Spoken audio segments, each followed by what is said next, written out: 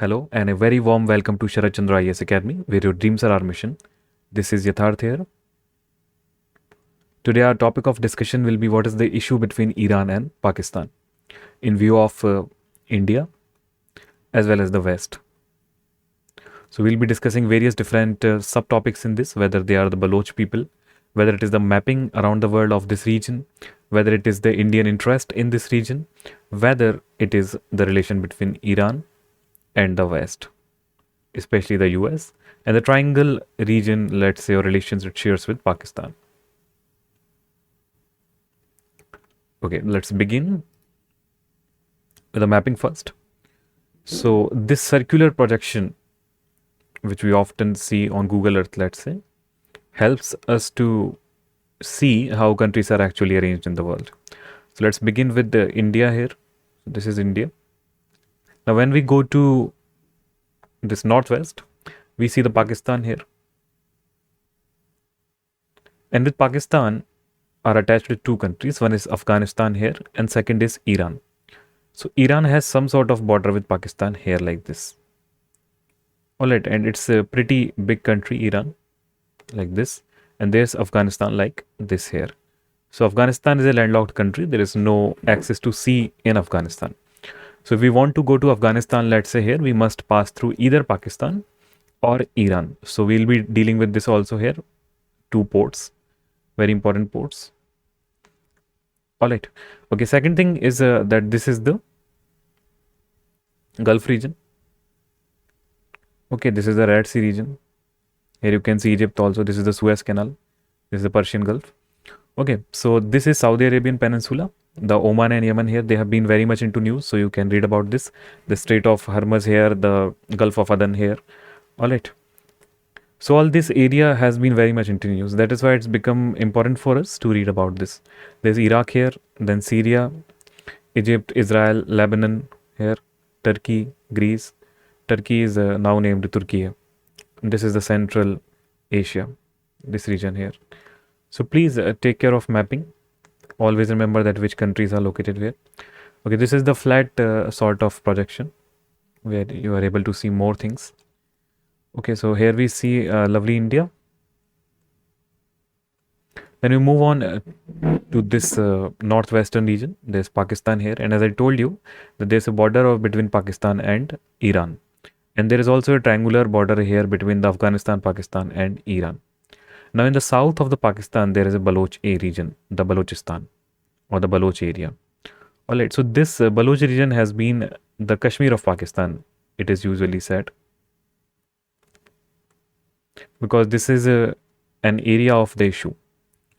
And now this is also an area of issue between the Iran and Pakistan both. While Afghanistan is still ruled by Taliban. So they have very different aspirations. Iraq also has borders with Iran especially here has borders with Iraq to the west. Then there is border with the Turkey or Turkey.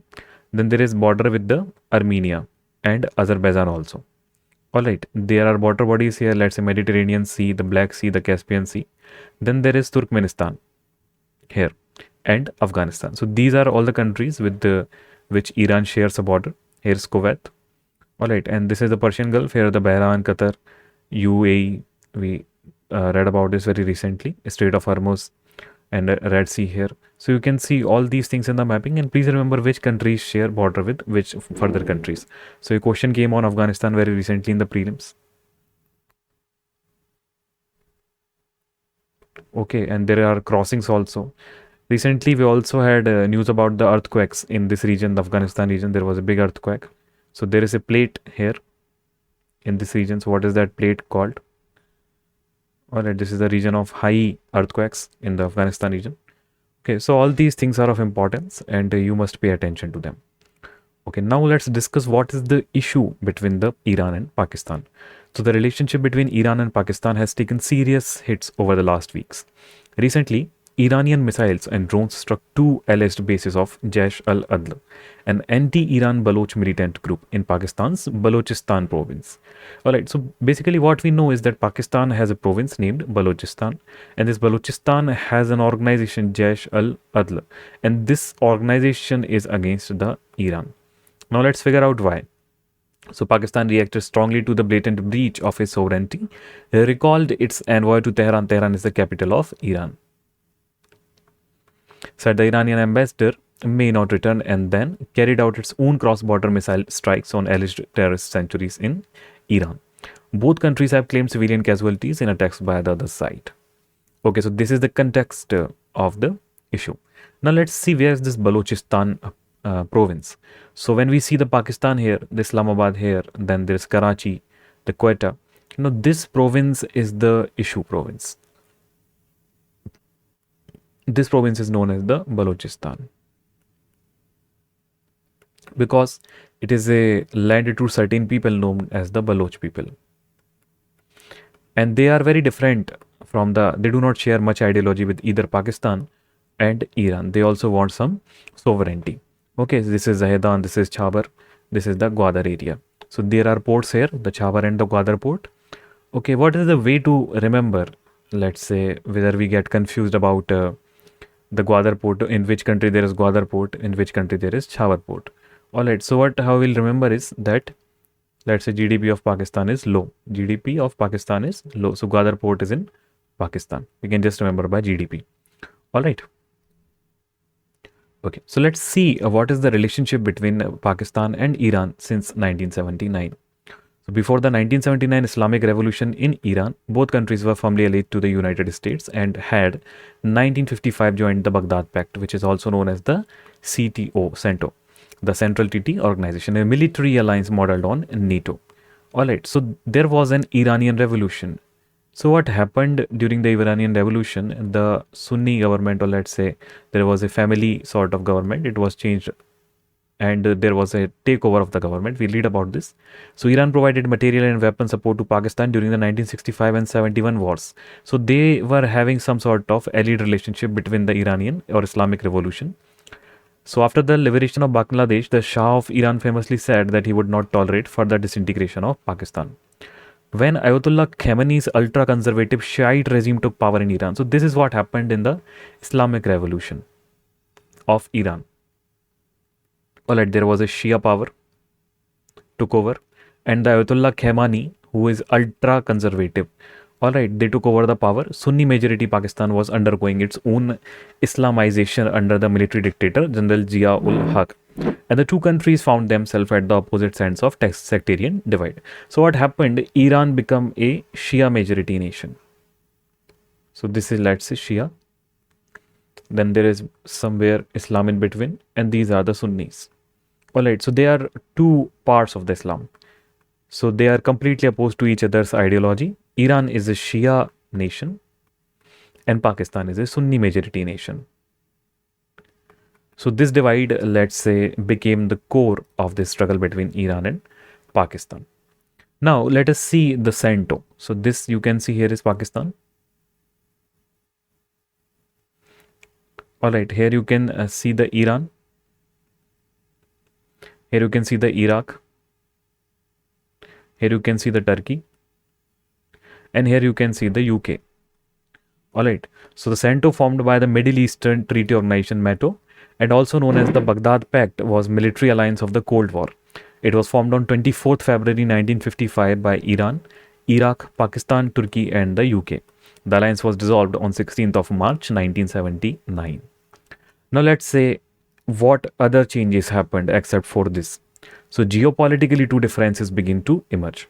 So first, as Iran went from being an ally to a sworn enemy of the United States. So what happened? That USA and Iran had been allies. But as the Islamic Revolution happened and 1979, so there was a Shia majority in Iran and then they were not allies anymore. There was actually Iran hostage crisis which took place in 1979. Alright, and after that it was very, very clear that USA and Iran are not allies anymore. So after, let's say, the Iran hostage crisis, the American embraced Pakistan closer. Since 1979, there has been a major reason for the Iranian distrust of Pakistan, which increased after 9/11 as Islamabad extended unqualified support to US war on terror. Alright, Pakistan did not actually want to be the one who was being targeted by the USA. So USA did target what? Iraq, Afghanistan, Iran. So Pakistan was between this area, but it did not get targeted because why? Despite being a terrorist hub, because it actually was, let's say, military strategy of USA to be here to get support of Pakistan and to control this area better. Now let's talk about second region, the Iran's post 1979 foreign policy. So it focused on exporting the revolution. That means in other areas also Iran wanted to export the Shia Islamism, made its Arab neighbors nervous because they were Sunni majority nations. So each of these oil-rich kingdoms were effectively controlled by a small group of families, not unlike the Shah's regime in pre-revolution Iran. So Iran previously had a Shah sort of regime, okay, who was Sunni, and they were more liberal. Pakistan's continued strategic ties with these Arab kingdoms added rough edges to its relationship with Iran. So Iran became a sort of single player. Now Iran has more ties with China, Russia, North Korea, these countries. Alright. Third, Pakistan and Iran ended up on opposite sides of Afghanistan after the withdrawal of Soviet forces. Iran backed the Northern Alliance against the Taliban, a Pakistani creation, and almost entered the war after the hardline Sunni militia massacred Persian-speaking Shia Hazaras and 8 Iranian diplomats in Mazar-e-Sharif in 1998. Alright, so there has been some Shia-Sunni struggle between the Pakistan and Iran. Now let's talk about the Iran hostage crisis. Basically, this ruined the relations' final straw between the USA and Iran. So the Iran hostage crisis was a diplomatic standoff between Iran and USA. 52 American diplomats and citizens were held hostage after a group of militarized Iranian college students belonging to Muslim student followers of the Imam's line who supported the Iranian revolution took over the US embassy. So sort of it was a terrorist attack where they took captives from the, let's say, USA diplomats and people, citizens. So 52 citizens were kept, let's say, under kidnap 444 days. Alright, that's a lot of time, almost 1.5 years. So this soiled the relation completely between Iran and USA. Let's talk about the Iranian revolution in short also. So it's known as the Islamic Revolution. It was a series of events that culminated in the overthrow of the Pahlavi dynasty in 1979. The revolution also led to the replacement of the imperial state of Iran by the present-day Islamic Republic of Iran, as the monarchical government of Muhammad Reza Pahlavi was superseded by the theocratic. Theocratic means based on religion. That means Shia religion of the Ayatollah Ruhul Khomeini, a religious cleric who had headed one of the rebel factions. The ousting of Pahlavi, the last Shah of Iran, formally marked the end of Iran's historical monarchy. Okay, now let's talk about the Balochistan issue. So, the 909-kilometer Iran-Pakistan border known as the Goldsmith Line. So, please remember this Goldsmith Line. It can be asked easily in prelims. That the Goldsmith Line creates a border between Iran and Pakistan. This statement is, let's say, under correct statement or false statements. Okay, stretches from a tri-point with Afghanistan to the northern Arabian Sea. So roughly 9 million ethnic Baloch live on either side of the line.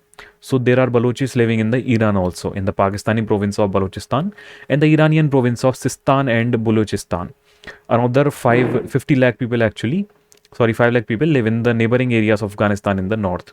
So at the tri-junction of the Afghanistan, Pakistan, Iran, there is Balochistan. It is creating issues for all the three countries, actually, its sovereignty. So Baloch share cultural, ethnic, linguistic and religious links that transcend modern borders. They also nurse deeply rooted grievances against both the Pakistan and the Iranian states.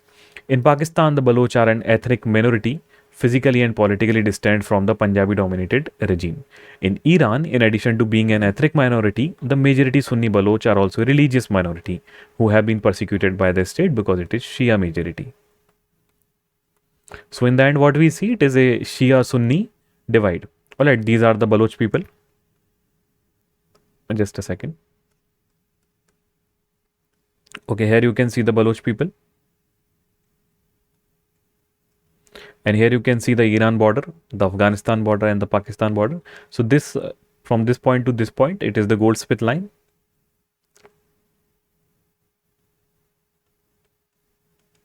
And this is the border with Iran and Pakistan. This rest of the border is with Afghanistan, not with Pakistan. So the border, complete border between Pakistan and Iran is known as the Goldsmith Line. And this is also the region where the Baloch people live. and these Baloch people are against both the Pakistan and Iran. All right. Okay, let's go further. Just a second. So the Baloch homeland is rich in natural resources but impoverished. Impoverished means very poor. In Iran, 80% of the Baloch population lives under the poverty line. In Pakistan, massive investments in projects such as China's Belt and Road Initiative have not improved their lives. Baloch nationalism traces its root to the early decades in 20th century, when new international borders came to be drawn in the region. Their marginalization in both countries in subsequent year fueled several separatist movements for a greater Balochistan nation state. Basically, they want their own country, alright, because no government is helping them, neither the Pakistan is helping them nor the Iran is helping them, because once at one side they are a, let's say, religious minority, and the other side they are a political minority. Okay. The insurgent travel back and forth across the porous border after attacking military and sometimes civilian targets. Iran strikes were in response to terrorist action by the Sunni Islamist Jaish al-Adl that operates in Iran. The Pakistani response targeted the Baloch Liberation Army and the Baloch Liberation Front, separate groups that have been active in Pakistan. So they are essentially attacking the Balochistan area, whether it is be by the Pakistan or the Iran, and destroying this Balochistan area. Alright. So notably, the Baloch insurgents in Iran are often organized on the Sunni religious lines, whereas the ones in Pakistan are more secular, ethno-nationalist organizations. Iran and Pakistan have earlier cooperated to combat the Baloch insurgency. At the same time, the insurgency has been a source of tension, with two countries accusing each other of harboring and supporting terrorists. It can also be this missile move, where they are putting missiles in each other countries, but essentially in the Baloch region, can also be a move to eradicate the Baloch, let's say, organizations. Now let's come to the India's view finally, that what is the view of India. So over the past 2 decades, India's ties with Iran have developed a meaningful dimension. That means India and Iran are allies. Okay, they have cooperated in the energy sector despite the US sanctions of Iran and India's rapidly improving ties with the Americans. India has been involved in planning and building of the Chhabra port. So we remember GDP. So Gwadar port is in Pakistan and Chhabra port is in Iran, intending to allow to bypass the overland route through Pakistan for trade with Afghanistan and Central Asia. Chhabra directly competes with Pakistan's China-funded Gwadar port. Pakistan has always viewed India's relationship with Iran with concerns. Pakistan is not very happy with anything India does. So let's not go there. We should see that from Mumbai, there are multiple ports here, Jawaharlal Nehru port here. Alright. So anyway, we can go to directly to Chhabra. Alright, we have nothing to do with the Gwadar anyway. So we can just go to the Chhabra. Then towards, we have to maintain good relation with Iran here. And then we can go to Afghanistan. Finally to Kabul, and if we want, then to Central Asia further. Alright, it can be a question that why cannot we go to Central Asia from here directly? Okay, because of the terrain, because of the Himalayas. Okay, it's not very simple to just go across the glaciers. Alright, this is also one of the reasons that POK is not very much in our control. Okay, so the consignment of wheat is the first shipment. So it was a news when there was a, let's say, crisis in Afghanistan. So we can skip this one. The map is very important from here. So this is Gulf of Oman here, and a Chhabra port here, and there are important cities in this map. One is Zahedan, then there is Zaranj and Kabul. Kabul is the capital of Afghanistan. Okay, and the Kandla port is in Gujarat. Okay, there are ports in Mumbai, etc. So we can go essentially towards the Chhabra and then to anywhere we want. Okay, now let's compare between the Gwadar and Chhabra. That existing and planned transportation route, string of pearl facilities, Chhabra, existing and planned transportation route. So from the, let's say, Gwadar port, we can go to Central Asia directly. From the Chhabra port, it is better suited for us to go to Afghanistan, for us to go to Turkmenistan, for us to go to even the European pathways. Alright, so Gwadar is only much suited if we go towards the Central Asia and China from here.